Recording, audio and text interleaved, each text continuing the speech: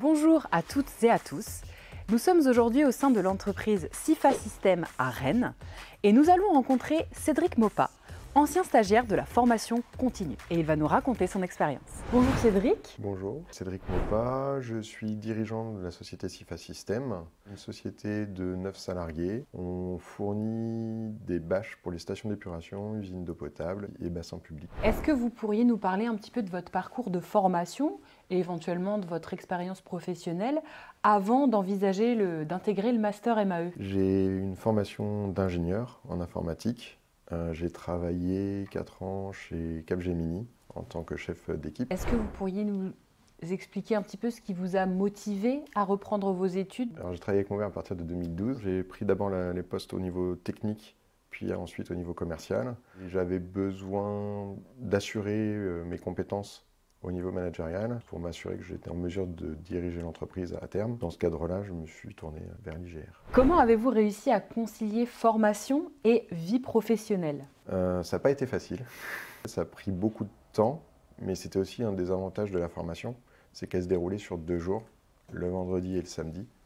Donc ça avait un impact limité sur le fonctionnement de l'entreprise. Et non, ça s'est plutôt très bien passé. D'accord. Quelles sont les compétences clés que vous avez pu développer et qui vous servent encore aujourd'hui en tant que directeur de votre entreprise?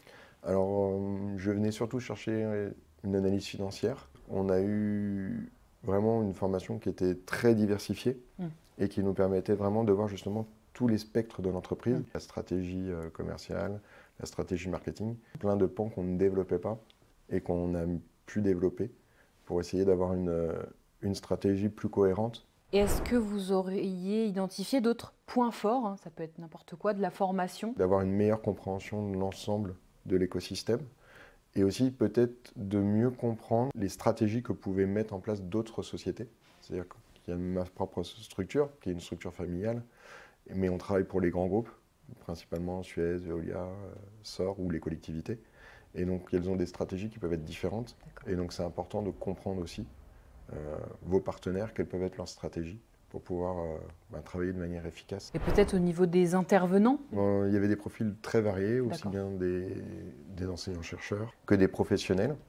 Et non, c'était vraiment pour le coup des intervenants de qualité, avec des personnes assez pointues. Ils restaient quand même disponibles, très disponibles, aussi bien les enseignants que les étudiants qui étaient là. On avait des profils variés. Et ce qui faisait qu'il y avait une richesse dans l'échange. Avez-vous trouvé que les thématiques abordées étaient finalement adaptées aux problématiques que vous rencontrez au sein de votre entreprise? Alors la formation me semblait tout à fait adaptée au monde professionnel. On était vraiment sur nos problématiques, aussi bien privées que publiques. Et donc on avait des échanges très intéressants justement sur les différentes stratégies et les différentes visions financières qu'on pouvait avoir.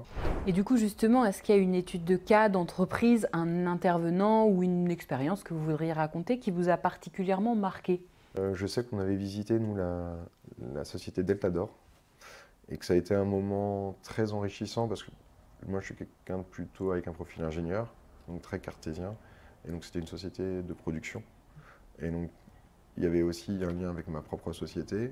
Et donc, c'était intéressant de pouvoir échanger aussi bien avec les dirigeants historiques qu'avec le personnel.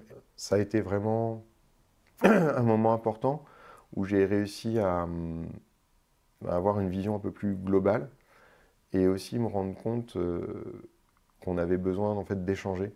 On parle souvent en fait, de l'isolement du cadre dirigeant. Et donc, suite à la formation aussi, j'ai intégré des réseaux d'entrepreneurs pour pouvoir échanger et trouver des solutions ensemble à nos propres problématiques. En combien de temps avez-vous validé le diplôme? À la fin de la formation, on doit rendre un rapport.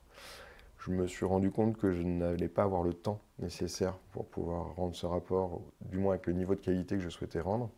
Donc je suis allé revoir l'équipe d'enseignants de la formation pour leur demander si on pouvait adapter mon cursus.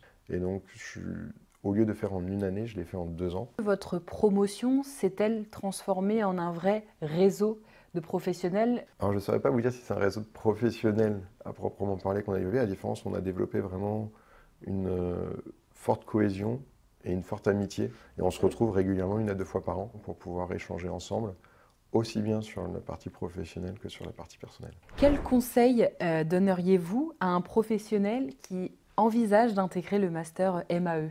Moi, je conseillerais cette formation à n'importe qui voudrait développer des compétences, de mettre en perspective nos visions de gestion. Et je pense qu'il y aurait peut-être aussi plus de dirigeants qui pourraient s'intéresser à ce type de formation pour mieux justement appréhender tous les aspects d'une gestion d'entreprise et d'avoir une vision peut-être plus globale, une meilleure expertise sur les différentes problématiques de l'entreprise.